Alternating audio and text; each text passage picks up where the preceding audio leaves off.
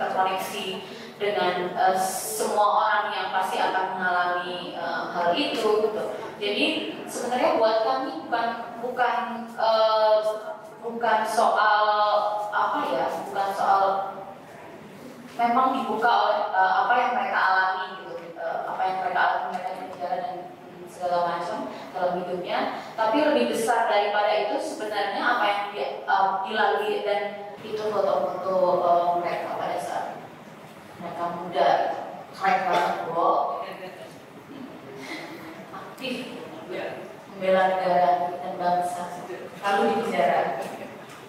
Proyek produser ya, karena kalau orang bikin film itu ada banyak posisi yang bertentangan sebenarnya gitu. Kalau dalam hal politik pembuatan film ada produser, biasanya nih yang tugasnya cari duit, memastikan bahwa satu film itu bisa diproduksi dengan baik, krunya cukup dan lain-lain.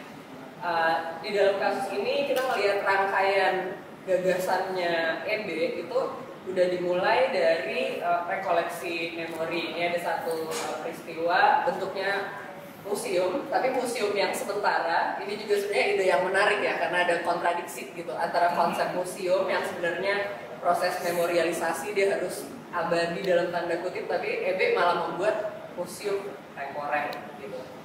Beberapa orang yang hidup, bagaimana mereka hidup sesudah peristiwa 5 gitu. Metode yang dipilih adalah bekerja dengan sekelompok orang yang sebetulnya bukan profesional gitu, amatir, bahkan boleh dibilang baru belajar gitu ya secara teknis. Lalu dari situ mengerucut menjadi sutradara dari film. Sekarang kita pindah dulu ke Tamara. Tamara proyeknya juga menggunakan metode audiovisual, tapi kita akan dengar sebentar lagi, tujuannya beda banget nih.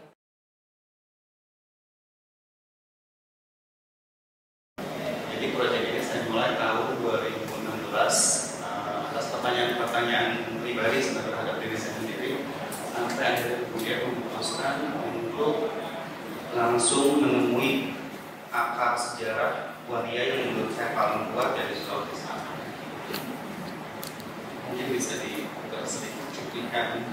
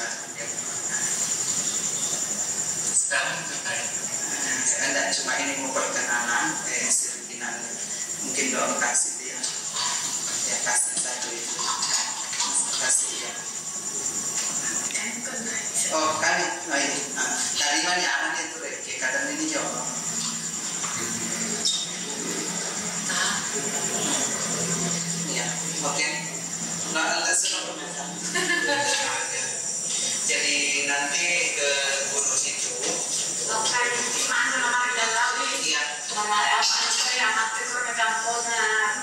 dibawa di gunung itu tempatnya para pesuruh bersama pembandaian. Jadi nanti di saat kita akan acara ritual juga.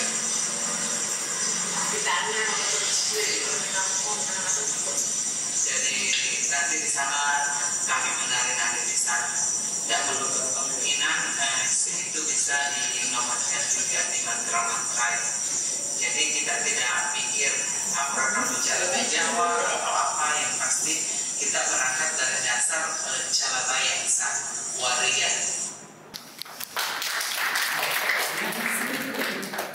Jadi kalau teman-teman ada yang belum tahu, di Sulawesi itu mereka secara mengakui adanya gender yang berbeda. Ada orang lain laki-laki maupun mereka perempuan. Calabai, waria, calabai NSB, dan bisu. Nah, bisu ini posisinya di dalam strata sosial dia paling tinggi.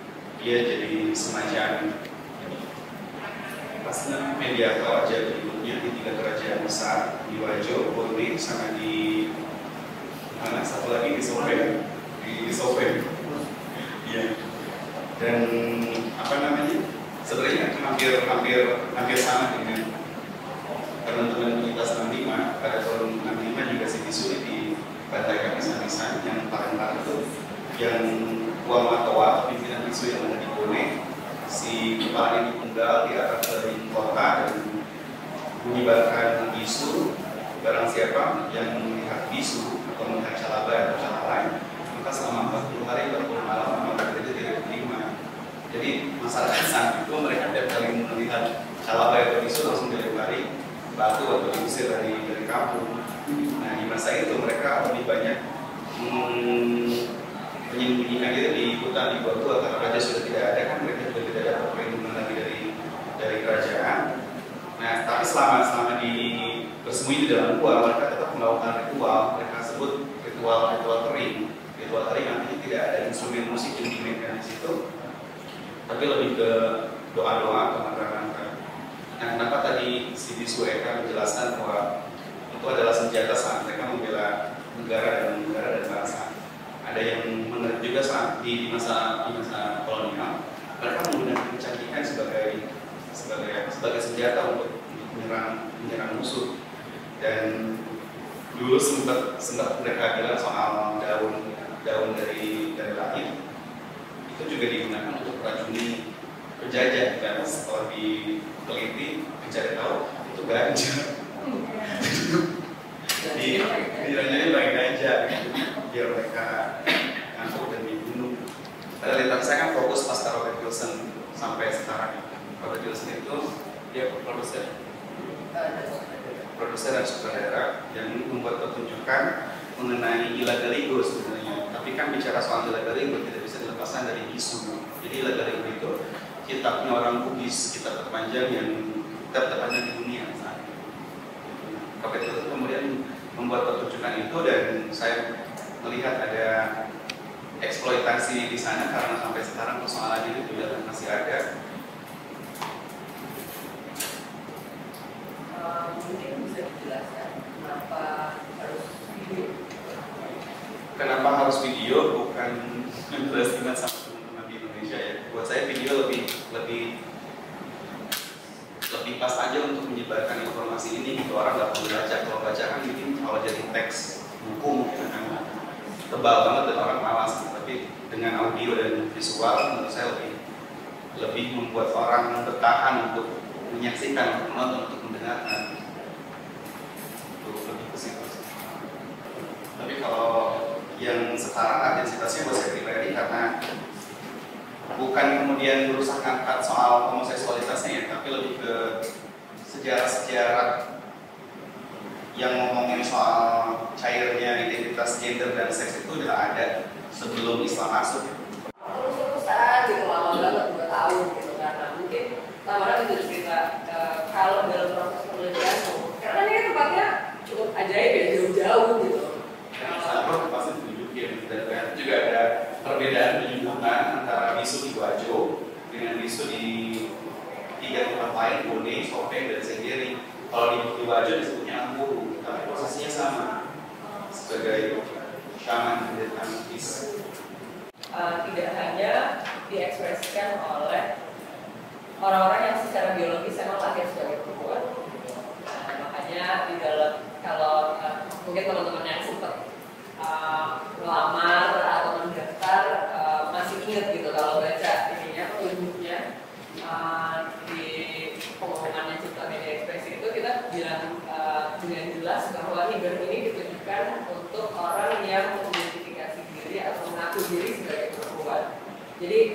Dan di sini menurutku penting banget dalam kaitannya dengan penelitiannya Tamara gitu ya. Ini semacam investigasi gitu kan dengan menggunakan media audiovisual. Karena latar belakangnya Tamara juga selain dia meneliti, dia adalah seniman performance dan video ya. Jadi karena itu medium penelitiannya juga kalau dilihat dia, saya lihat dia beririsan sekali gitu dengan metode keseniannya. Dan ini dipakai untuk mempertanyakan dan mencari urutan sejarah gitu kali ya, antara identitasnya Tamara yang sekarang dengan identitas Waria Nusantara yang sudah berkembang selama beberapa tahun di Nusantara gitu. Pertanyaan terakhir kali ya, apakah video-video ini nantinya dibayangkan, karena kan tadi soalnya video adalah satu medium yang lebih mudah untuk mencapai masyarakat luas gitu ya. Sebenarnya masih belum kebayang ya, tapi format keduanya juga menarik sih. Tapi untuk saat ini masih belum kebayang sejauh itu, masih banyak wilayah yang harus kita temui juga sampai. Justru kalau sekarang itu lebih ke mikirin bagaimana mendistribusikan atau menyebarluaskan si konten ini, karena ada beberapa konten yang memang menurut aku pribadi itu sensitif gitu, dan memang untuk ngobrol dengan banyak orang lagi. Itu juga salah satu fungsi kemudian berikutnya setelah Cipta Media ini selesai, mungkin bisa tetap berkomunikasi dengan teman-teman menerima di bagian lain untuk mengomunikasikan bagaimana membuat narasi yang baik agar kemudian dianggap atau merugikan satu pihak. Karena kan banyak konten-konten yang sangat sensitif, seperti bahasa diskusi kita di awal sebelum aku melakukan kegiatan ini kembali ke solusi kayak persoalan-persoalan tentang Robert Wilson kan, kemudian aku minimalisir agar video ini seperti bisa didistribusikan lebih luas. Jadi fokusnya udah bukan video lagi dan bukan membahas persoalan pasal Robert Wilson lagi, tapi ada yang lebih dari itu yang harus segera mungkin didistribusikan sebagai pengetahuan. Jadi video itu bukan cuma rekaman gitu kan, karena terus kalau kayak gini main sama teman rekam pakai video gitu, maksudnya ini rekaman saja gitu. Tapi kan kalau dalam karyanya Tamara beda ya fungsinya gitu, dia rekaman tapi sekaligus juga kalau Tamara menyebutnya produksi pengetahuan gitu. Mungkin bisa nanti kita bandingkan lagi gitu ya dengan karyanya, misalnya karyanya Lucy dan Connie yang dengan cara yang berbeda lagi.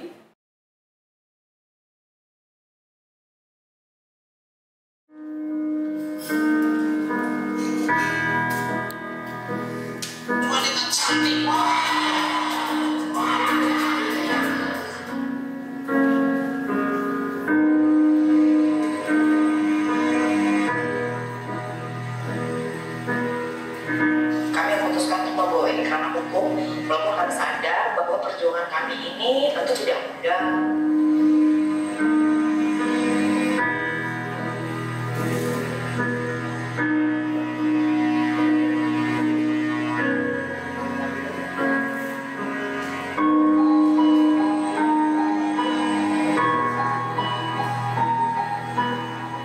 Sering dengar itu ada jokes-jokes yang melecehkan perempuan gitu ya, dan kita ketawa semua gitu di ruang rapat redaksi.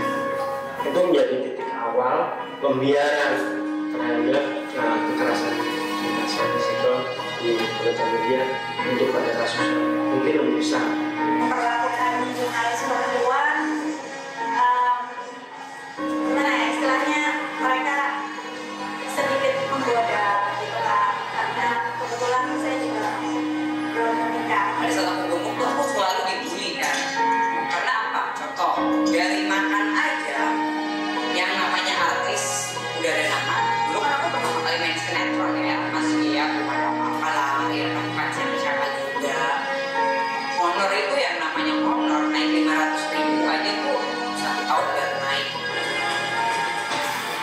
Pemirsa, Komisi 1 DPR mengapresiasi langkah yang dilakukan Komisi Penyiaran Indonesia atau KPI berkaitan dengan dikeluarkannya surat edaran ke seluruh stasiun televisi swasta untuk menghentikan berbagai tayangan yang berbau lesbian, gay, bisexual, dan transgender atau biasa disebut dengan LGBT. Ada kecenderungan KPI tidak menempatkan dirinya sebagai Komisi Penyiaran Indonesia, tetapi melakukan tupoksi yang bukan tupoksinya. Apa kewenangan KPI melarang LGBT? Pertanyaan sederhana. Apa kewenangan KPI membunuh keberagaman Indonesia?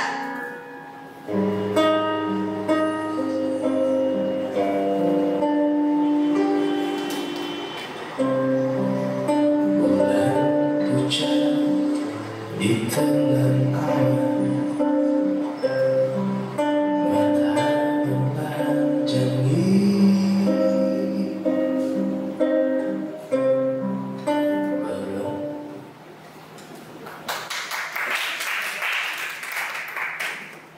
Ngomong tentang media, yaitu di balik frekuensi itu yang juga dapat cinta media. Jadi memang sangat pilih film yang membahas tentang media. Makanya kesulitannya banyak. Misalnya artis Kumala Sari itu ketika kami ke beberapa TV yang dia ada, kita nggak boleh ngambil.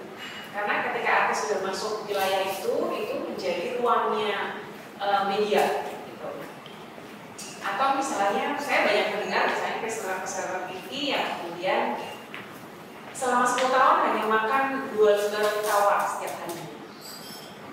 Itu banyak sekali yang seperti itu, tapi nggak mau diwawancara. Gitu. Artinya kita menemukan Baby Kumalasari gitu yang sering dibully, gitu dulu gajinya kecil karena dia gendut, gitu kan, yang mau bicara. Dan hal-hal lain misalnya yang harus kurus dan lain-lain itu kita ini narasi di film kami. Jadi ada narasi-narasi yang kemudian bicara bahwa sulitnya menjadi artis di TV atau sulitnya menjadi pekerja-pekerja media yang harus tampil. Film dan juga penelitian-penelitian tentang media dan perempuan ini sangat jarang. Terakhir adalah yang lengkap itu diterbitkan oleh AJI di tahun 2010. Salah satu peneliti dan penulisnya saya, gitu. Jadi setelah tahun 2010 itu selalu orang bertanya-tanya, gimana sih ini kondisi perempuan di media gak ada yang mau ngomong gitu. Karena memang susah banget orang mau ngomong soal misalnya aku tuh harus nggak boleh hamil untuk tampil di TV. Aku nggak boleh gendut, kalau gendut nggak boleh, itu udah jadi cerita umum di pekerjaan. Jadi banyak mahasiswa yang kemudian kita kan ikut mengadvokasi, kenapa sih tidak di ilmu komunikasi tidak ada mata kuliah perburuhan atau soal kerja. Jadi soal kerja itu selalu menjadi perspektif atau tidak ada sama sekali. Jadi kalau orang kuliah di komunikasi itu selalu diiming-imingi bahwa asik banget kerja di TV gitu, asik banget gitu, kamu bisa kemana-mana, kamu bisa, tapi ingin ngomongin soal kerja. Jadi film ini adalah menjadi salah satu film yang kemudian kami pengen ini menjadi warna gitu, bagaimana perempuan bekerja di Indonesia gitu. Karena dalam 15 tahun terakhir film tentang perempuan, tolong dikoreksi kalau salah, karena setahu saya itu belum ada perempuan pekerja media, tentang perempuan pekerja media, dan juga bagaimana televisi memperlakukan perempuan gitu. Jadi semoga ini menjadi wacana baru di universitas, itu yang pertama. Yang kedua, tentu membantu advokasi kawan-kawan yang sedang melakukan kampanye stop kekerasan di dunia kerja. Jadi kekerasan di dunia kerja itu kan dari rumah kemudian menuju rumah lagi, di rumah, di jalan, menuju rumah lagi. Apakah dia jadi ini akan menjadi salah satu advokasi dari stop kekerasan terhadap perempuan di dunia kerja. Gitu. Terus misalnya jadi ada 3 tokoh di sini. Yang pertama adalah Biar adalah satu dari 5 korban perempuan di media nasional yang kemudian menggugat bosnya yang seorang jurnalis senior dan 4 tahun pengadilan pelecehan seksual. Oh enggak, sorry, 4 tahun advokasinya. Iya. katakan apa sih? Pelecehan seksual, dia 1 dari 5 di media tersebut. Ada pengakuan yang ngomong bahwa selama ini nggak pernah diproses, nggak, kalau ada pelecehan ya karena aku berani aja, jadi gitu. Dan kebetulan ada banyak kebetulan gitu, misalnya saya ikut mengadvokasi dia gitu, terus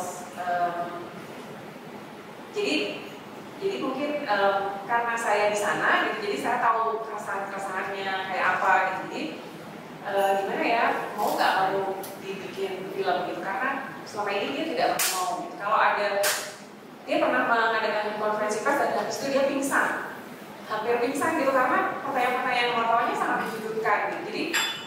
Jadi ini agak kebetulan ketika saya bilang, Mbak, kamu mau nggak film ini? Mau gitu. Jadi itu yang terjadi. Jadi ini memang tidak berjarak itu Lisa dan kawan-kawan, karena saya ada di dalam gitu. Jadi ada di jaringan di dalam yang ikut mengadvokasi, makanya kemudian cerita kedua adalah Kumalasari, orang yang mau bicara tentang pembulian yang terjadi di TV gitu. Dan yang ketiga adalah Kansabina ini kawan LGBT yang kemudian dia cerita bahwa teman-teman waria aja mau jadi penonton live di TV itu tuh nggak boleh kelihatan gitu, karena ada larangan KPI. Jadi kalau mau ikut paling belakang, dan ada di situ sudah disepakati tim bahwa mereka nggak boleh kelihatan gitu. Jadi bagaimana KPI atau kebijakan ini kemudian tidak memperbolehkan LGBT masuk gitu. Dan saya ikut advokasi ketika KPI mengeluarkan surat pelarangan buat LGBT. Jadi ini agak kebetulan ketika ada gambar, ketika aksi di KPI ini saya minta filmnya Lexi gitu, yang demo itu kebetulan aku cariin yang kamu ada gitu. Jadi terus makanya Lisa waktu itu saya pernah mengadakan screen FGD gitu terbatas, banyak banget masukannya. Lo ini agak bingung gitu ya Lis, karena banyak banget ceritanya gitu. Terus akhirnya Lisa ngasih masukan, ya udah kamu aja nampak di film, kamu ini apa, ada narasinya dan kamu jadi pengantarnya gitu. Karena kamu ada di dalam, jadi makanya saya kelihatan di sini karena saya mengantarkan bahwa saya bertemu ini, saya bertemu ini gitu. Kesulitannya adalah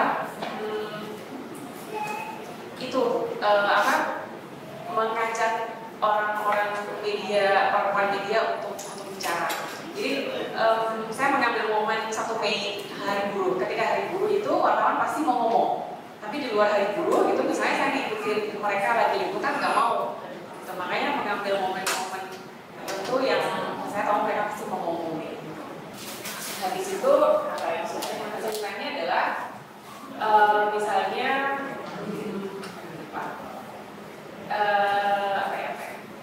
kesulitan lain itu yaitu tadi misalnya ketemu teman-teman yang mau bicara tapi tidak mau bicara, ya udah kalau nggak mau saya tulis aja, tapi namanya nggak ditulis gitu. Saya kan di situ jadi tahu bahwa ini harus ditulis, orang tuh harus harus ikut ini gitu biar terurus gitu.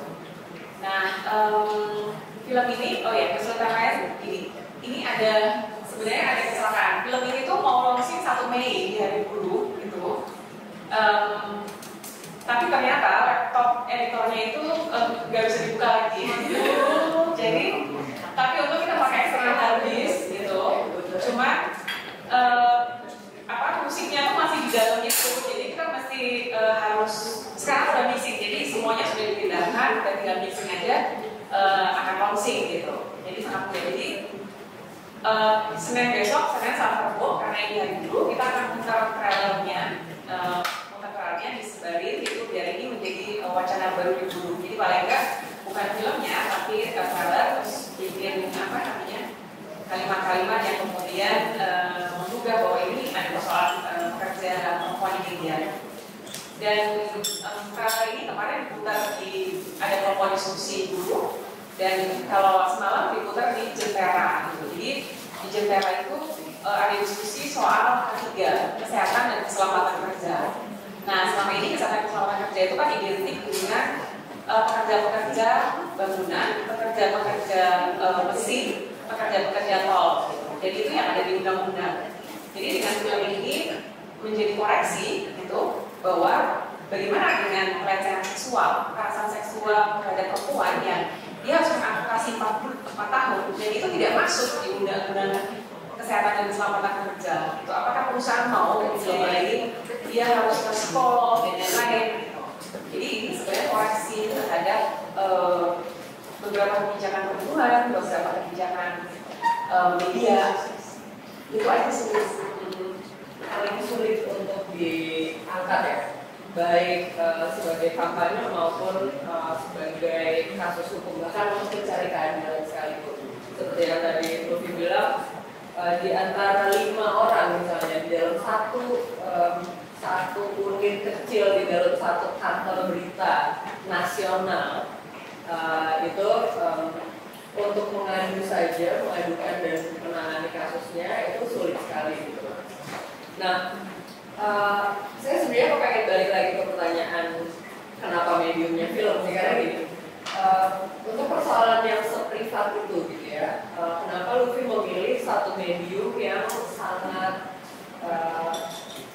sifatnya dia film itu kan dia intrusif ya, dia mengekspos gitu. Dan karena itu pertanyaan penting juga buat kalau kita berpikir dari dalam kerangka feminisme gitu. Apa sih yang dinamakan menurut Luffy, apa sih strategi yang Luffy pakai gitu di dalam pembuatan film ini untuk mengekspos satu peristiwa yang sangat intim dan privat gitu. Ya, apa strategi problemnya kayak yang dialami pada saat harus kan kesulitan misalnya mencari footage, mencari akses ke ruang-ruang tertentu. Itu kan sebenarnya ada bukan hanya karena ini persoalan yang dianggap rahasia gitu, tapi juga karena ini perusahaan yang sangat privat gitu ya. Jadi bisa dijelasin nggak ini benturan antara angkat persoalan privat dengan satu medium yang sangat publik seperti video gitu. Bisa ada dua ya. Pertama gini, sebenarnya penelitian tentang media secara online itu kan ada beberapa. CIBD mengeluarkan, Remo TV mengeluarkan, BHFX, AJ mengeluarkan pemain-pemain media. Tapi saya kaget tuh waktu film di balik referensi itu buat saya itu diputar di 1.000 tempat lebih mungkin ya, yang cara itu 1.000. Tapi film itu sangat efektif. Jadi mahasiswa-mahasiswa itu ngomong tentang film itu di mana-mana. Gitu. Jadi saya kaget gitu, karena sebenarnya penelitian media secara umum itu kan beberapa ya, saya cukup terjangkau orang sekarang bisa baca dan lain-lain. Gitu. Tapi bagaimana film itu kemudian mengilir gitu loh, mengilir sampai misalnya saya di Pondok Indah itu ada yang manggil Baru Viana gitu, terus atau di mana di kereta gitu, Baru Viana gitu, ngambil mana? Oh ternyata nonton film, gitu. Bukan membaca buku di mana ada ada persoalan ekonomi politik media gitu, enggak. Ini ternyata dari film. Gitu. Waktu saya mengajar sebelumnya saya tidak pernah mengajar di UI, tapi ketika saya masuk kelas mereka bilang Baru Viana ya, gitu. Jadi ternyata ini sangat efektif. Orang tuh menonton film gitu, karena ini medium yang orang dengan cepat gitu. Itu yang pertama. Yang kedua adalah strategi. Jadi saya seperti kawan-kawan lembaga perempuan yang lainnya membuat film ini. Jadi dengan kesetujuan. Jadi jika tidak dengan kesetujuan ini tidak jadi film stop kekerasan, stop pelecehan gitu. Ini justru saya mengekspektasi. Jadi dengan kesetujuan, misalnya dengan dia, saya bilang apa yang boleh, apa yang tidak boleh. Boleh adalah untuk tidak pakai terus tidak pakai nama asli, gitu. Terus hanya boleh di ruang-ruang ini yang dia nyaman, Medi gitu misalnya, atau yang lebih enak lah. Intinya kosmetik yang dia pakai itu ada di film. Itu kosmetik yang sudah dipakai banyak orang gitu. Tapi kalau artis tertentu enggak, saya Tapi saya persetujuan aja gitu, apa yang boleh, apa yang nggak boleh. Ini sorry, terlalu multitasking ya bisa. Mungkin teman-teman yang hadir sejak presentasi pertamanya Ebe tadi bisa melihat langsung ya perbedaan yang sangat bertolak belakang bahkan barangkali gitu ya, mengenai metode kerja gitu ya.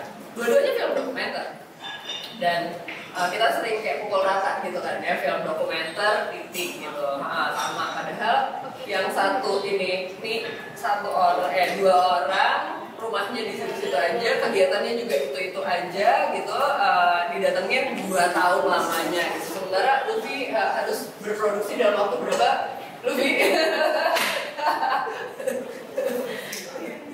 dalam waktu 4 bulan kali ya? Iya, syuting tuh 4 bulan kali ya? Itu juga jadi kesulitan gitu loh. Salah satu kesulitannya itu karena saya merasa bahwa ini harus selesai gitu loh.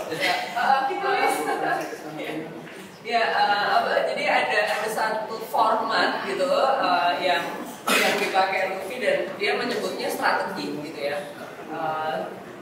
Karena dan ini juga mirip sama apa yang dibilang Tamara tadi gitu. Kalau semua hal ini dia tuliskan panjang-panjang sebagai penelitian dan bukannya nggak ada gitu penelitian tentang media, itu ada gampang diakses sebenarnya, tapi jadinya nggak diakses gitu. Nah begitu dia jadi media audiovisual, jadinya lebih luas jangkauannya. Tapi ngerjainnya juga ruwet gitu kan, ada set etika tertentu gitu yang harus dia sepakati dengan para subjeknya sejak awal gitu, apalagi ketika menyangkut satu masalah yang bukan saja privat tapi juga traumatik gitu ya, sehingga ada strategi-strategi khusus yang harus ditempuh gitu dan bekerja dalam waktu singkat. Karena ini konsekuensi juga gitu ya, maksudnya kalau karya seperti Ebe, karya seperti Tamara, yang satu penelitian, yang satu film gitu, mungkin dia hanya akan selesai pada saat dia bisa selesai gitu kan ya. Si sutradaranya dan produsernya bilang, oke sekarang kita selesai nih gitu. Ini kan tadi Ebe juga udah cerita, ini udah kunci editing sekali, mungkin ada kali kedua, mungkin ada kali ketiga, prosesnya agak terbuka gitu. Sementara buat Luffy problemnya kan ini kampanye dan jadi harus segera gitu. Ada tantangan gimana caranya dalam waktu yang singkat ini urgensinya nggak hilang dan harus diselesaikan gitu.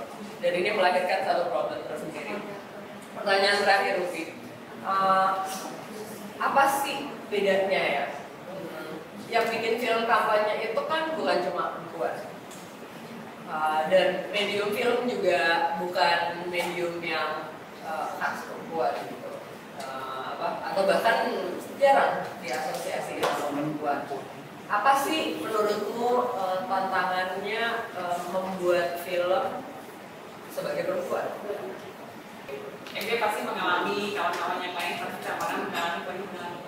Saya sebenarnya orang yang resah ya, gimana sih media ini kan bertumbuh semakin. Jadi sebelum reformasi media itu jumlahnya hanya 350.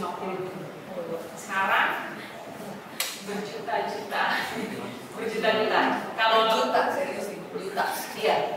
Jadi kalau media yang terdaftar di Dewan Pers hanya 350.000. Jadi 3.500 sampai 350.000. Dan dulu kan orang tuh mengidentifikasi media dengan jurnalis. Gitu. Makanya saya sebut pekerja media. Pekerja media itu apa aja? Blogger, vlogger, membuat CV di LinkedIn itu pekerja media juga kan. Terus dia pengelola sosial media itu juga pekerja media. Gitu. Jadi kenapa orang? Jadi sebenarnya ini makin banyaknya media ini, apakah pernah menuliskan tentang bagaimana perempuan di media? Sangat jarang diskusi-diskusi tentang perempuan di media itu sangat jarang. Karena mengapa sangat jarang? Karena sangat banyak media. Soal-soal itu sebenarnya sangat banyak dan tidak problem pekerjaan media itu kan kalau dia ngomong dia dipecat gitu loh. Kalau dia curhat di depan umum tapi dia dipecat. Nah itu yang kemudian ya karena pengalaman jadi saya kemudian ingin mencurahkan ini di film dan apa menjadi jadi ayo kita bicarakan, jangan hanya diam-diam tapi mari kita bicarakan bersama. Kira-kira itu sih. Sebenarnya posisi perempuan, pekerja perempuan di dalam media itu mayoritas atau minoritas? Kalau sekarang sih 50-50. Tapi kalau jumlah jurnalis itu salah satunya gini. Sampai sekarang tidak ada data yang menyebutkan berapa jumlah jurnalis perempuan di media. Itu tidak ada lembaga yang punya data. Tidak ada lembaga yang menuliskan soal problem pekerja jurnalis di media. Tidak ada yang menuliskan tentang problem pekerja perempuan di media. Gitu. Jadi kalau itu justru nggak ada. Justru film ini tuh sebenarnya ingin mendorong itu jadi perbincangan gitu loh. Oh iya, pelecehannya itu harus kurus tuh pelecehan dan ini. Kadang-kadang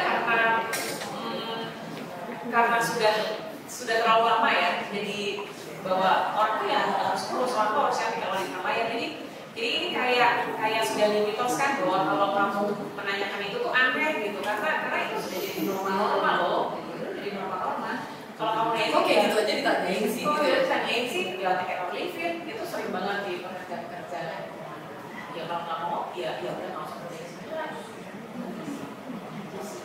Jadi ini adalah satu upaya untuk mulai mempertanyakan apa yang dianggap normal gitu ya. Maksudnya udah harus diterima begitu gitu oleh pekerja perempuan di media dan film ini menggugatnya. Iya, dan pengennya sih tantangannya itu anak milenial bekerja itu bicaranya kan selalu revolusi industri 4.0. Nah, selalu bicaranya adalah bagaimana anak-anak milenial itu bisa menguasai semuanya.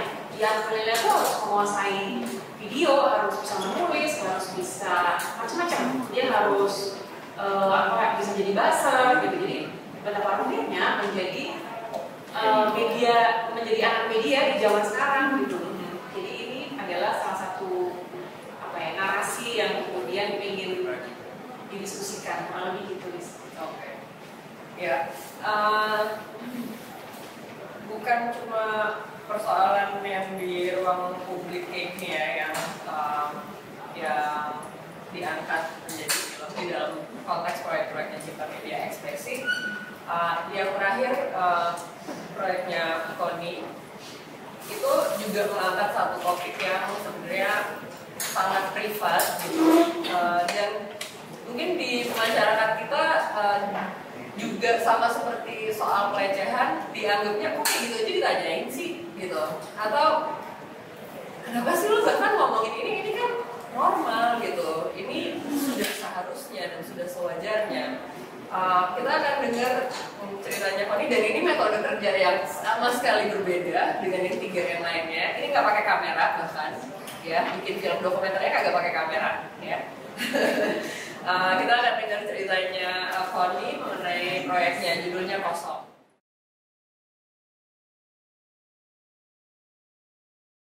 Terima kasih Mbak Lisa. Seperti yang tertulis di katalog ini, dikatakan saya meninggalkan karir saya di dunia bisnis. Jadi karena saya diberitahu presentasi, jadi selayaknya orang-orang bisnis saya buat presentasi gitu. Meskipun tadi pagi saya menggambar, tidak dibuat proyek. Jadi mohon maaf Mbak Lisa, ada presentasinya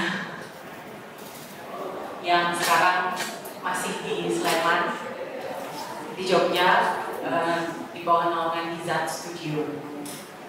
Nah, masih berkaitan dengan animasi. Saya juga saat ini sedang mengelola festival film animasi 2 tahunan di Jogja juga. Jadi hashtag saya animasi dan festival film. Nah, ada selain itu secara personal saya adalah institusi pernikahan, di mana hashtag berikutnya kemudian muncul, yaitu hashtag childless atau ya yang lebih terdengar lebih liberal, child free. Sepertinya belum terlalu kayak awal gitu. Oke, itu saja dulu saya secara hashtag. Nah, jadi berkaitan dengan hashtag terakhir tadi, sebagai seorang yang hidup dalam institusi pernikahan tapi tidak punya keturunan, itu saya punya 2 lingkaran gitu ya. Jadi kalau saya mengajak teman-teman di sini juga untuk beberapa detik itu membayangin gitu dalam lingkaran pergaulan teman-teman, ada nggak perempuan-perempuan seperti saya yang nikah tapi nggak punya keturunan? Ada ya? Bisa diingat 1, 2, 3, mungkin banyak ya. Nah, karena itu saya kemudian memutuskan untuk pasti setidaknya saya punya 5 orang teman untuk menceritakan pengalaman mereka sendiri mengenai ketidakpunyaan keturunan mereka. Itu yang kemudian menjadi alasan tadi kenapa teman-teman mungkin sudah dengar bahwa ada 5 subjek ini. Nah, saya memang punya banyak teman, tapi yang menarik di sini adalah tidak banyak yang bertanya. Orang-orang sibuk mengomentari begitu, orang-orang sibuk memberikan saran atau memberikan hiburan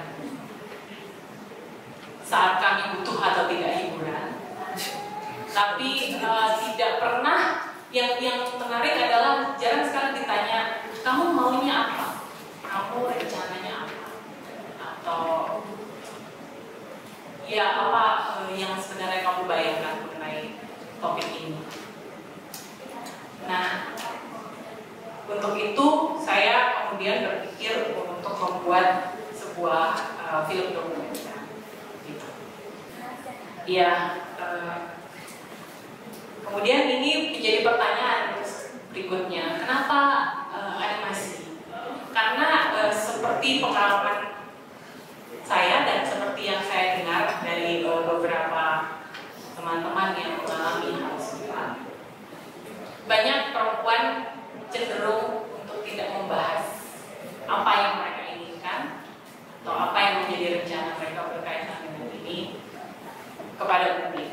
Karena ya itu bisa jadi orang-orang sekitarnya terlalu ribut begitu ya, sehingga dia memilih untuk udahlah diam aja, karena dia sudah mengetahui pendapat si A, si B, si C, dan mungkin itu terbalik dengan apa yang dia sendiri pikirkan, maka dia memilih untuk kemudian ada lagi orang-orang yang memang kalau di depan kamera terus nggak bisa ngomong. Terus, atau ada yang di atas itu saya pakai topeng, kemudian kelihatan ini tuh topeng. Enggak, ini ya, yang ujung sebelah kanan, kiri atas. Enggak boleh. Ya, jadi memang ada orang-orang yang memang tidak ingin identitasnya diungkap. Karena itu, saya berpikir maka animasi adalah cara yang tepat untuk menyampaikan ilmu. Nah, tiba-tiba ini yang ada biru dan merah ini adalah sebuah privilege. Tiba-tiba saya termasuk beruntung karena saya masih ada birunya. Karena ada banyak orang yang semuanya merah, bahkan mungkin dari suaminya atau orang tuanya. Tiba-tiba ini jadi nggak penting. Maksudnya saya sendiri sebagai seorang yang beruntung, suara saya buat saya tiba-tiba tidak terlalu penting dibandingkan kelima orang yang akan selalu menjadi subjek saya. Nah, sekarang kita udah tahu nih mau bikin animasi dokumenter. Nah, kami punya masalah. buat film independen animasi pula, kami punya masalah dengan skill animasi. Sudah jelas di titik ini kami berpikir akan memproduksinya secara independen juga. Jadi nggak kuat bayar, yang animasi skill animasinya tinggi banget, gitu ya. Udah berpikir lah. Tapi terus gimana caranya? Oh, ada jalan tengah yang kemudian justru akan menunjang cara bercerita dan plot dalam film. Caranya adalah untuk punya banyak karakter visual di dalamnya. Terus ada yang bisa gambar pakai pensil warna. Film ini harus bisa mengakomodir orang-orang dengan kemampuan seperti itu, tapi yang senang menggambar gitu. Nah, pengaruhnya apa ke storytelling? Kita kan punya 5 nih subjek, jadi bisa masing-masing subjek punya karakter gambar sendiri. Jadi untuk membedakan antara satu subjek dengan subjek yang lainnya. Jadi ini kami untuk antara skillnya dan storytellingnya saling mendukung. Nah, dari sini sudah dapat, dan akhirnya kami membuat yang namanya konsep trailer. Konsep trailer ini adalah semacam icip-icip begitu ya, filmnya nanti akan jadi seperti apa. Konsep trailer ini yang kemudian jadi di awal tahun 2017. Oke, lanjut. Nah, jadi ini konsep trailer harus mulai cari dana gitu ya untuk memulai.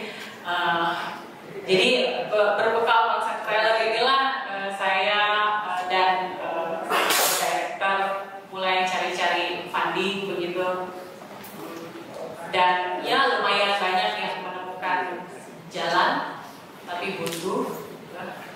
Nah, saat kami sudah siap-siap nih untuk 5 tahun self funding, karena animasi itu lama, jadi kalau kami bikinnya secara independen kami harus siap untuk 5 tahun gak jadi-jadi gitu ya.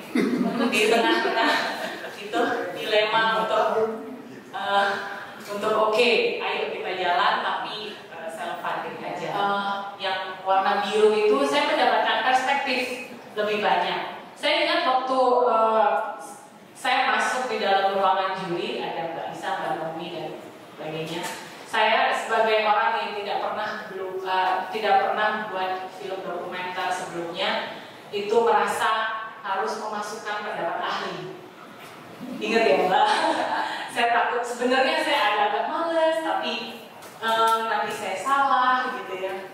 Tapi kemudian di dalam ruangan penjurian semuanya bilang bahwa nggak usah Tony gitu. Biarin aja, itu biar penonton belajar untuk mendengar suara perempuan. Jadi nggak usah dicampur-campurkan dengan yang lain-lain gitu. Jadi saya mendapatkan perspektif yang lebih banyak gitu. Cara perwajahan juga mengganggu soalnya. Secara perwajahan. Karena nanti kalau kalian lihat gambar bagus, sesuatu jreng, muka orang siapa ini gitu. Ngomongin persoalan orang perempuan. Soalnya ahlinya juga bisa digambar sih Mbak. Oke. Ya, dan tentu saja kesempatan untuk memulai. Oke. Ini yang saya sebut 12 bulan penuh warna. Di sini serunya teman-teman. Kami mendapat kesempatan untuk bekerja dengan sekelompok seniman gitu ya. Dan itu yang mungkin tidak akan terjadi kalau kami harus 5 tahun self funding gitu. Mungkin ya masih Skia sendiri juga yang gambar lagi gitu ya. Dia juga yang coloring, dia yang juga yang mewarnai, dia juga yang edit, dia gitu ya. Jadi ini kesempatan yang luar biasa untuk bisa mengundang teman-teman, yuk bikin karya bareng sebenarnya. Tidak sadar bahwa tubuhnya sedang dikontrol oleh patriarki budaya ini. Nah, bagaimana menyikapi itu, pertentangan-pertentangan itu dalam pembuatan film ini, dalam penelitian ini? Saya ajak ngobrol ibaratnya. Sebagian besar itu adalah hal-hal begitu. Termasuk untuk saya ketika saya memulai mengerjakan proyek ini. Gitu. Jadi hal-hal seperti itu adalah hal-hal yang muncul dalam diskusi-diskusi. Sementara apa yang ada di dalam film ini adalah apa yang mereka alami. Jadi pada dasarnya apakah saya mengintervensi? Jawabannya tidak. Gitu. Karena pada saat saya mewawancara pengetahuan saya juga belum seluas itu. Jadi yang saya lakukan pada saat wawancara adalah yang kedua tadi membiarkan mereka bercerita dan membiarkan mereka mengeluarkan jalan seperti itu. Nah, buat saya yang penting adalah itu keluar dulu dan orang-orang jangan berisik. Poin saya adalah itu, karena termasuk forum-forum seperti ini pun tidak boleh berisik. Jadi buat saya perempuan berhak untuk menjelaskan atau berpikir atau menelaah, berproses sendiri dalam hal ini. Karena seperti yang disampaikan tadi, ini adalah ruang private. Ketika ada intervensi, itu adalah proses yang dalam pandangan saya harusnya datang secara natural. Gitu. Jadi film ini Film ini hanya meminta penonton untuk duduk dan mendengar. Karena kebanyakan feminis nih ya, ketika mengangkat pengalaman perempuan, terkadang subjek perempuan itu menjadi hilang ya dalam narasi-narasi mereka, pengalaman subjektivitas. Justru pengalaman subjektivitas kita feminis yang selalu keliru nih pemahaman seperti ini, konstruksi patriarki nih, tapi sebenarnya perempuan itu subjektif. Saya menghargai apa yang dilakukan oleh Mbak Poni. Saya pikir itu yang sedang kita upayakan saat ini, membiarkan perempuan dengan beragam pengalamannya berbicara dalam konteksnya dan memperjumpakan apa pemahaman perspektif feminis dan perspektif pengalaman perempuan yang bertumbuh dalam dunia patriarki yang sangat kuat. Mungkin Mbak Poni tadi ada dalam pengalaman orang-orang di inner circle-nya itu tidak bermasalah. Tapi banyak perempuan yang tekanannya seperti Mbak Poni jelaskan tuh berlapis-lapis. Menarik sekali sebetulnya. Terima kasih. Tadi saya lupa bahwa kenapa saya meminta dengan film ini saya meminta minimal penonton untuk duduk dan mendengarkan. Karena saya berharap film ini selalu akan diikuti dengan ruang diskusi seperti ini. Jadi kalaupun nanti ada perempuan-perempuan yang dengan pengalaman yang sama, mereka akan mendapatkan secara nggak langsung mendapatkan proses diskusi seperti ini. Ya dengan difasilitasi oleh film ini. Boleh memperjelas nggak? Oh ya, maaf. Jadi masih sekian saya perlu perkenalkan sutradara dan co-produsernya. Ya maksud saya paham maksudnya Mbak. Kamu kayaknya perlu mikrofon deh, suara nggak? Coba dites dulu ini nyala nggak? Nggak nyala. Maaf ya. Nggak bisa. Maksudnya Mbak itu kamu nge-brief mereka nggak? Sehingga dia mempunyai kerangka berpikir seperti misalnya feminis. Karena kamu sendiri feminis bukan sih sebenarnya? Kan gitu. Sehingga ketika mewawancara itu dia itu nyaman nggak? Atau dia malah kena dogmamu sebelum kamu sebelum dia ngomong gitu loh maksudnya. Saya bantu Mbak aja biar dia terangin. Jadi udah terjawab. Dan karena saya nggak ada bahan untuk mengintervensi juga. Saya nggak ada dogma yang mau saya tahu. Jadi ada bahannya. Dan memang saya tidak punya keinginan untuk itu juga. Mungkin dalam prosesnya karena saya bukan penginterview, pewawancara yang berpengalaman. Mungkin dalam prosesnya saya menginjak hal-hal itu juga gitu. Tapi ya nanti biar monggo dilihat di filmnya. Saya dari Kupang, saya kesini diajak sama Mbak saudari saya Norsi Omleni. Jadi saya setuju dengan pemaparan yang dikasih sama Mbak Poni ya. Memang kenyataan di masyarakat kita itu Artinya saya pernah mendengar kata-kata yang Mbak Puni tadi katakan, kok cantik-cantik nggak hamil, cantik-cantik kok nggak punya anak. Itu kata-kata itu ada saya secara pribadi ada beberapa kali saya dengar kayak gitu. Mungkin saya juga agak terasuk dengan pikiran itu ya. Tapi lewat media saya pernah juga ditegur sama teman. Sebenarnya pikiran-pikiran kayak begitu tuh menyentuh menyakiti lah hati seorang wanita. Jadi dengan pikiran-pikiran begitu akhirnya saya jadi berpikir ke dalam sebagai seorang wanita. Akhirnya saya tahu bahwa itu memang tidak bagus lah untuk diungkapkan lewat yang teman-teman tadi bilang itu. Makanya lewat film yang sudah digarap sama Mbak Poni ini, saya lihat ini film yang baratnya memberikan pengetahuan lah, pembukaan wawasan kepada masyarakat, terutama kepada kaum pria, supaya tidak memandang wanita itu cuma hanya untuk memproduksi aja, hidup itu memproduksi gitu. Ini juga film ini saya lihat bahwa wanita itu kan punya di dalam dirinya itu ada struktur biologis, mungkin ada yang kurang, ada apa secara kesehatan sehingga, nah itu supaya wawasan masyarakat kita ini jadi terbuka. Karena selama ini kan mungkin kurangnya pendidikan, kurangnya media literasi, kurang baca atau kurang melihat, jadi pemikiran-pemikiran itu jadi kerdil.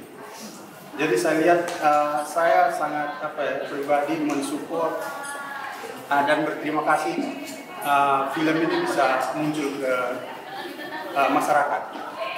Tapi gini, yang juga penting saya lihat di dalam Kosong adalah potensi keragaman ya, potensi keragaman. Oke, ini ada satu kesamaan, ada lima kan ya, 5 perempuan yang nggak punya anak. Alasannya barangkali beda-beda. Ada juga yang pilihan.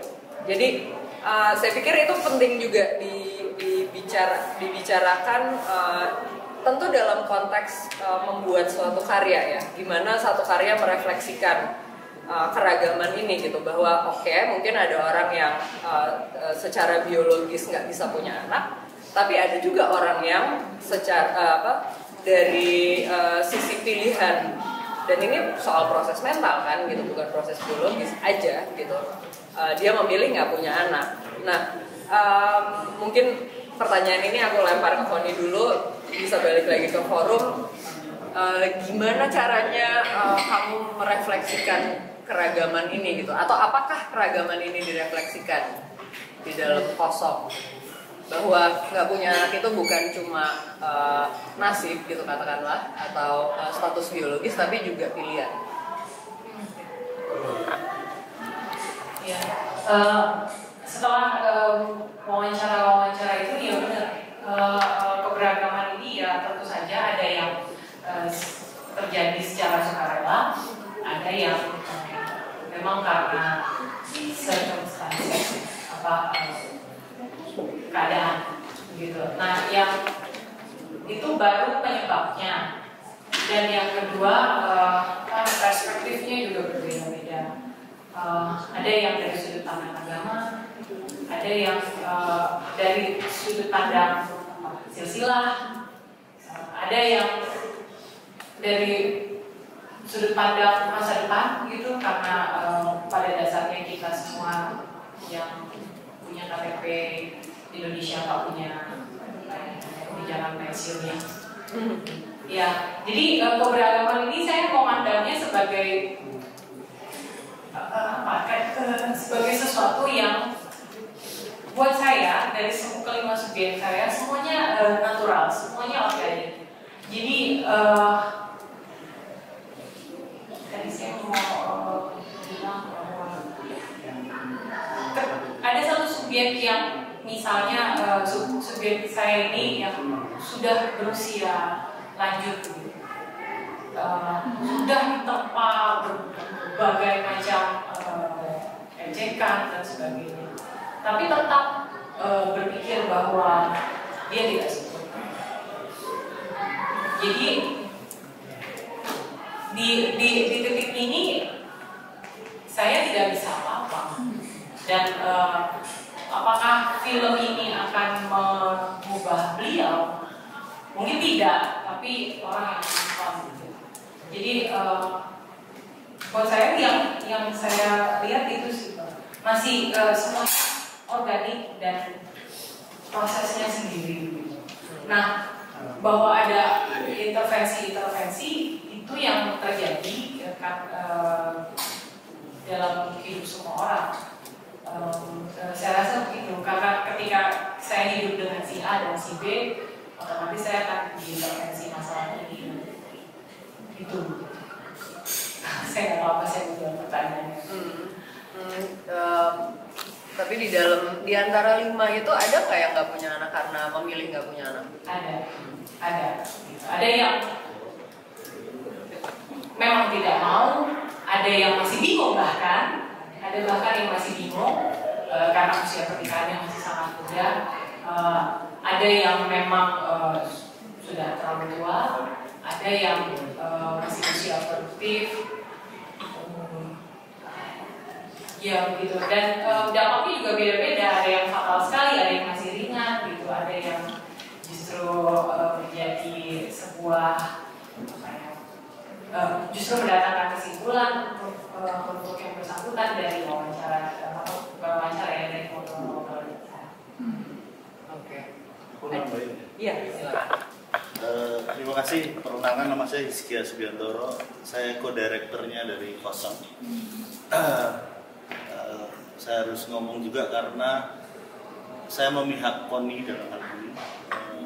Tentu kalau di rumah kami sebagai suami istri, ketika proyek ini digelontorkan sama KONI, awalnya saya nggak peduli karena ya itu kan suara kamu sebagai perempuan, yang ngomongin aja, aku bantu apalah gitu. Jadi saya berharap dengan setelah film ini jadi, justru ini akan memancing lebih banyak diskusi, dan mungkin saya dan banyak lagi yang perempuan-perempuan yang awam seperti saya bisa akhirnya punya perspektif yang sama dengan teman-teman yang ada di sini.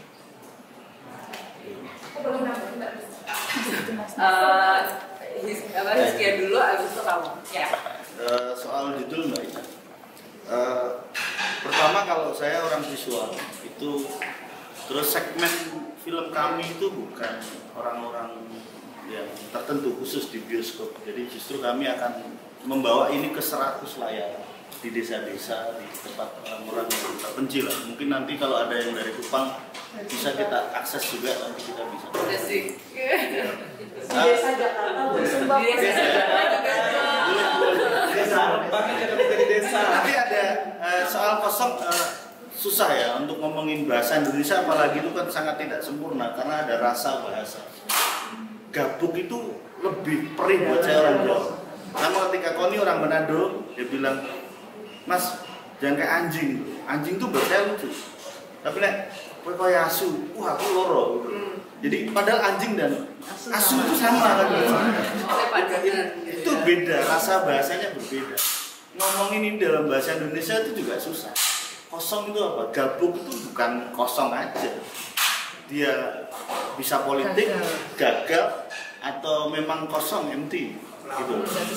Nggak bisa dipanen. Lalu ada logo 02, ada huruf O-nya, ini sangat catching buat saya. Saya seorang tipografer yang saya justru melihatnya ini bukan rahim tapi testis. Tapi ini sel telurnya laki-laki yang karena di sini nggak bicara soal perempuan aja, tapi ada laki-laki yang dianggap tidak jantan dan lain-lain. Sel telur ini bicara soal pembuahan dan lain-lain. Yang saya pikir soal ambigu dan lain-lain, menurut saya itu produk film ini saya harus menunjukkan ketika film ini tidak sempurna. Karena disitulah diskusi dimulai dan kita bisa berkampanye apapun itu. Karena buat kami, ya ini latihan kami. Karena dan sebenarnya sampai film ini selesai, ternyata hidup tuh nggak ada latihannya. Ya udah langsung panjang. Itu aja Mbak. Tadi ada alasan visual juga susah untuk membuat judul kosong. Ketika kita bikin judul di lagu, kita 6 jam diskusi hanya untuk judul kosong. karena kata gabung itu di dalam bahasa Jawa itu mempunyai makna yang sangat luas. Iya benar. Dan luas dan negatif ya. Luas, iya dan negatif. Dan kemudian kalau itu diterapkan di dalam konteks ketubuhan perempuan itu akan menjadi sangat kita bisa analisisnya bisa tidak hanya sekedar kosong, karena kemudian gabung itu adalah persepsi atau konsep yang dibangun oleh budaya Jawa, patriarki Jawa. Jadi gabung itu seperti apa? Jadi konsep itu juga saya sebetulnya menarik sekali, tapi sebetulnya jangan terlalu luas, karena nanti gabung itu artinya kalau kosong itu hanya kosong, tetapi kalau kita gabung diterapkan di dalam reproduksi perempuan atau seksualitas perempuan itu akan menarik sekali kalau saja. Tapi memang itu susah nanti sih bisa kayak diskusi lagi. ngomongin bau dalam bahasa Indonesia, di Jawa bau itu banyak. Kecing tuh baunya apa, tengi, badek itu langsung spesifik. Tapi menarik Bu, karena nanti yang nonton itu nggak hanya kaum intelektual, tapi banyak orang yang mungkin taunya cuma kosong. Mungkin nanti nonton film. Harus nonton filmnya. Oke, tadi Sonia kepengen. Saya pertama-tama mau appreciate Mbak Koni. Kita baru kenal kemarin ya di workshop audiobook. Saya appreciate juga co-directornya bahwa tadi menjelaskan sedemikian rupa bahwa laki-laki mendukung sekali ide bahwa perempuan itu berhak atas tubuhnya. Dan saya rasa saya pun di sini sebagai perempuan yang didukung penuh oleh suami saya berada di sini. Jadi it's not a matter of feminism or whatever. The way we stand here, that we can stand up, that we have our voice, is the celebration of ourselves. Terus saya rasa Cipta Media ini adalah keren sekali. CME itu kemarin saya merasa bahwa ini hibah terkeren yang pernah saya miliki, dan saya katakan ke Mbak Lisa juga dan ke Mbak Naomi. Terus untuk kosong ya Mbak, secara kebetulan cerpen saya judulnya Kosong, dan saya dari perspektif Bali, kosong itu sebenarnya adalah berisi. Jadi tidak ada, there is no emptiness, such emptiness, you know. Jadi kosong itu berisi, bahwa tidak ada ruang yang tidak berisi kalau dalam konteks Bali. Jadi kalau saya sebagai penulis, kalau saya menulis kosong, itu artinya kebalikannya, berisi. Terus saya menulis cerpen Perempuan Tanpa Nama, diprotes orang, kok kamu nulis judul cerpen Perempuan Tanpa Nama? Perempuan itu kan punya nama. Ya, itu sebenarnya kebalikannya. Terus Perempuan Tanpa Suara, perempuan punya suara, kayak gitu. Jadi it's like a matter of metaphor. Bagi saya, kosong itu berisi, berisi itu kosong. Kalau kita tidak kosong, bagaimana bisa berisi? Kalau ya something like that. Jadi kalau orang Bali, lokalitas kami itu adalah dari nol ya, gitu. Seperti saya ketika menikah, saya sebenarnya sudah ada di posisi suatu posisi gitu. Tapi ketika terjun ke masyarakat nol lagi, persis seperti Pertamina, dari nol ya Mbak, gitu. Jadi kalau dikatakan perempuan di titik nol atau perempuan di titik kosong, rayakan. Karena kita sedang menuju sesuatu dan akan menuju sesuatu. Thank you.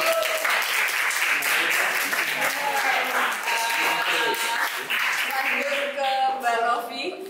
Habis itu saya. Dan saya tutup. Pendek. Kenapa nggak ambil gabung aja? Kalau misalnya gabung itu lebih punya saya pikir gabung itu kayak padi yang nggak ada hampa ya. Jadi begini, mudah-mudahan setelah ini persoalan judul ini bisa menjadi kenang-kenangan ya. Jadi seperti yang saya bilang tadi dalam prosesnya Mbak, tiba-tiba nanti kosong ini bukan lagi tentang saya, tetapi tentang 5 subjek ini. Gitu. Tapi tidak bisa dilupakan juga bahwa kosong ini bisa ada karena pengalaman saya pribadi.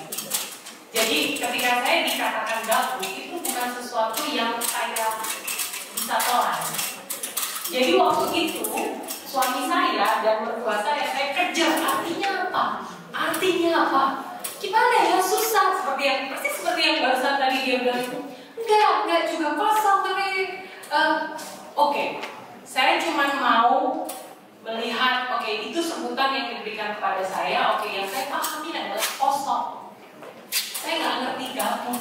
Jadi ketika nanti saya kasih ini judul gabung, ini filmnya Iskia, bukan filmnya saya juga. Jadi kalau boleh masalah judul ini menjadi satu-satunya kenang-kenangan bahwa ini adalah berangkat dari pengalaman saya, begitu. Dan juga tadi menanggapi apa mau menyetujui apa yang dikatakan Mbak Sonia tadi bahwa kosong itu sebenarnya tidak benar-benar kosong. Itu sebabnya saya tambahkan di belakangnya no one inside, bukan nothing inside. Jadi itu cuma masalah ada bayi di dalamnya. Ini lebih daripada itu harusnya. Jadi, terima kasih. Jangan diganti ya. Langsung save kosong gitu ya. Terima kasih banyak teman-teman semuanya. Sayangnya atau mungkin untungnya diskusi ini harus saya tutup, jadi kita bisa jalan-jalan, ngobrol-ngobrol lebih bebas gitu, nggak cuma terpasung di kursi kita masing-masing. Udah capek kan? Saya juga udah mulai, kepala saya udah mulai cenat-cenut menampung begitu banyak energi positif. Untungnya positif dari teman-teman semua. Kita nggak selalu seberuntung itu loh, sayangnya ya. Di luar dari sini kita nggak selalu seberuntung itu. Oke, saya ringkaskan sedikit karena berhubung sesi pagi ini yang datang tuh nyicil-nyicil ya. Pada awalnya kita bertiga, terus habis itu akhirnya jadi sebanyak ini. Tiga kayaknya. Oh iya, berenam.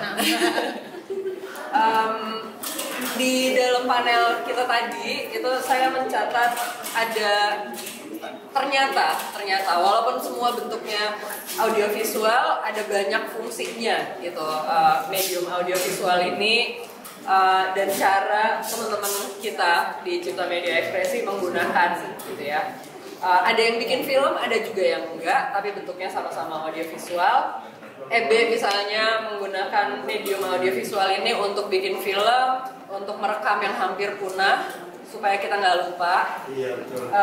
Lalu ada Tamara yang mempergunakan medium audiovisual untuk memproduksi pengetahuan dan menyebarkan pengetahuan mengenai waria Nusantara. Lalu ada Luffy yang membuat film juga gitu dengan tujuan memperjuangkan keadilan untuk kawan-kawan pekerja, khususnya pekerja media. Lalu yang terakhir Koni, dan menurut saya ini fungsi yang juga menarik gitu ya, yang bikin film tujuannya untuk mendengarkan. Jadi bisa dilihat dari segini aja gitu, keragaman bukan cuma produknya tapi fungsi produknya, niat membuat produknya itu bisa beda-beda banget gitu ya. Bayangin 40.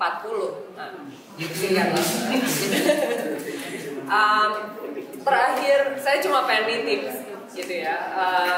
Diskusi kita intens banget dan banyak banget ceritanya gitu. Saya cuma pengen nitip kalau siapapun Anda punya kemungkinan atau teman-teman Anda punya kemungkinan untuk membantu salah satu proyek ini, entah gimana pun caranya, silahkan dengan senang hati kunjungi proyeknya mereka di websitenya Cipta Media. Dari situ Anda bisa lihat lebih detail gitu ya proyeknya apa, dan kalau kepengen bantu langsung bisa berhubungan lewat saluran-saluran media sosialnya Cipta Media. Sekali lagi terima kasih banyak, saya senang sekali atas sesi kita pagi ini. Silakan terus mengobrol, mudah-mudahan. Oh iya betul, jangan lupa juga kunjungi pojoknya kosong di pameran di ruang sebelah ini. Nanti Anda bisa melihat bahkan menyentuh langsung gitu ya beberapa materi yang digunakan Koni dan Hiskia untuk membuat filmnya. Selain pojoknya kosong, pameran ini juga berisi karya kawan-kawan yang lain, misalnya Sanca yang duduk di situ pakai kacamata, dia membuat novel grafis yang working title-nya adalah Seragam Merah Jambu. Norci dan Julianti belum ya, Norci juga ada karya tenun. Yang di sini ada satu juga karyanya Laras. Jadi Laras ini belajar menenun dan ini hasilnya selama 6 bulan. Hasilnya segini. Nanti malam, jadi diskusi ini akan berlangsung sampai sore, lalu nanti malam itu kita akan mendengarkan kawan-kawan yang pertunjukan, ada yang musik, ada yang cerita, ada open mic-nya juga. Jadi kalau kepengen berpartisipasi di panggung, membacakan sesuatu, menceritakan sesuatu,